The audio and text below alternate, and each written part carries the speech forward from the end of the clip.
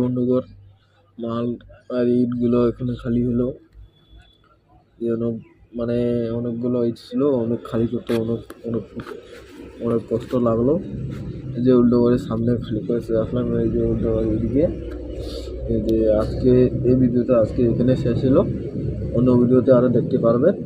ভিডিওগুলো শুট হতে থাকবে, এখন মোটামুটি হয়ে থাকবে এখন।